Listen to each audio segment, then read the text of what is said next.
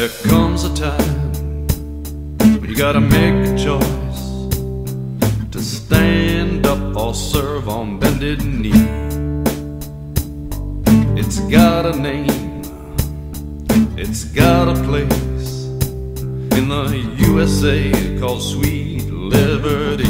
Is to force cars to share the road with bicycles. The complete street, they call it. The many smart growth cities, in many communities now, when they build new apartment buildings, they have no garages or parking lots. We don't want any stinking cars here. Smart growth creates an unnatural restriction on space inside the controlled city limits, so now there's a shortage of houses. And what happens? Prices go up. That means populations will have to be controlled because now there is a shortage of land. And that's why kind, compassionate environmentalist Dr. Jacques Cousteau declared, quote, "In order to stabilize world populations, we must eliminate 350,000 people per day." Sustainabilists call for an 85% reduction in human populations. Now, I've made arrangements. When we're done here, we have some tubs of Kool-Aid out here in the hall. And I'm expecting all of you to do your patriotic duty and take a drink. And I can guarantee you there won't be any environmentalists in front of you. 85% reduction in the human population. How is that done? Do we use the proven success of China's population control methods of forced abortions and sterilizations? The Chinese, I can tell you, are huge supporters of sustainable development, and I'm sure that they have some wonderful ideas they'd like to share with us. Of course, comprehensive development plans are the tool of choice in nearly every city in the nation to produce the proper smart growth community. Through these plans, energy and water use is tightly controlled. Smart growth advocates force individuals to live in denser communities that take up smaller tracts of land per housing unit. What they really are planning, getting you out of your suburban housing and getting you into high-rises where you live on the top, there are offices in the middle and stores on the bottom. You never touch the ground. Planning advocates and government bureaucrats are forcing such planned communities across the state and the nation, and those plans put severe controls on private property. The fact is, in a smart growth community, there can be no private property. It's community. And the third way to sustainable development, inside the human habitat areas, our cities and our towns, government is steadily being controlled by an elite ruling class called stakeholder councils. These are mostly NGOs who, like thieves in the night, just show up to stake their claim to enforce their own private agendas. The function of legitimate elected government within the sustainabilist system is fast becoming little more than the rubber stamp to create and enforce the dictates of the councils. It's the demise of representative government. And the councils appear and grow almost overnight. You'll find watershed councils that regulate human action near every trickling stream, river, or lake. Meters are put on wells. Special action councils control home size, tree pruning, or even removal. Even the color you can paint your home or the height of your grass. Historic preservation councils control development in downtown areas, disallowing expansion and new building. Sometimes they even disallow repairs on existing buildings unless specific, expensive, and believe it or not, even non-existent materials are used. Those are the rules that they put on it.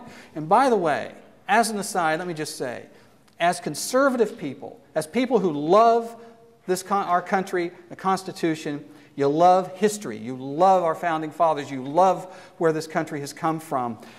And history is a major passion with you, I'm sure, because it is with me.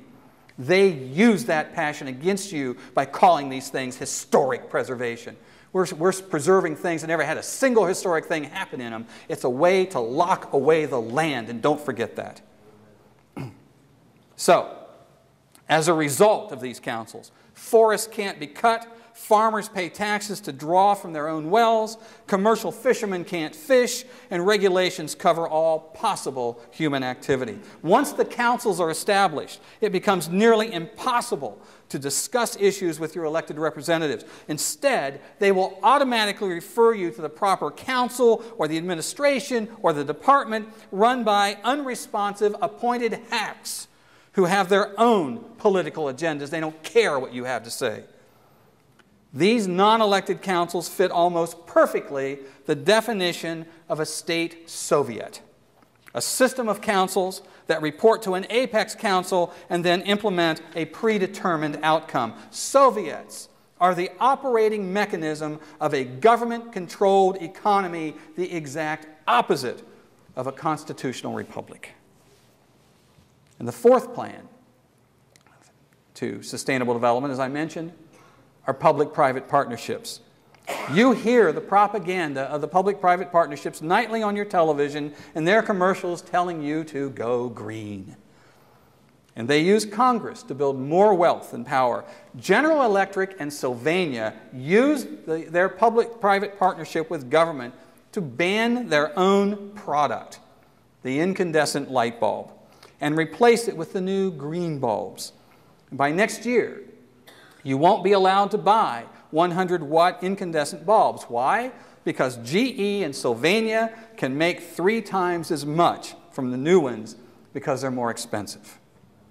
Such is the reality of green industry. The truth is, there would be very little legitimate green industry if not for all the billions of dollars in grant money shelled out to the partnerships to develop alternative energy schemes. In fact, wind energy may be the least sustainable and least eco-friendly of all electrical options. It probably requires more energy to manufacture, haul, and install these monstrous windmills and their transmission systems than that windmill will generate in its lifetime. Yet the nation, under the name of sustainable development, is investing everything in our future to enforce these things over real energy alternatives. Alternative energy amounts to less than 1% of our energy needs, and for every green job created, 2 in legitimate industry is lost because of green rules and regulations. Americans have now discovered that it has a near infinite amount of shale oil in literally every state.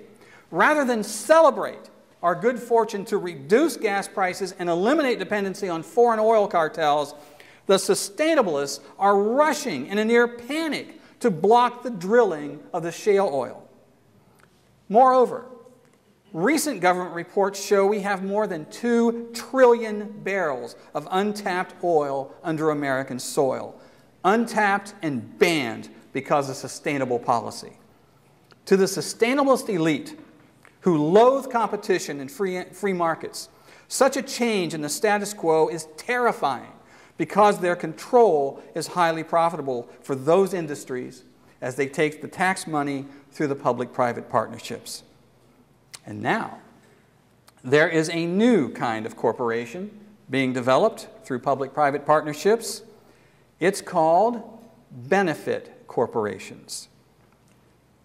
As my friend Michael Shaw of Freedom Advocates describes it, imagine a legislated brotherhood of business where favored businesses get to go to the front of the line for permits, licenses, and opportunities merely because they agree to advance the principles of sustainable development and Agenda 21. Benefit corporations.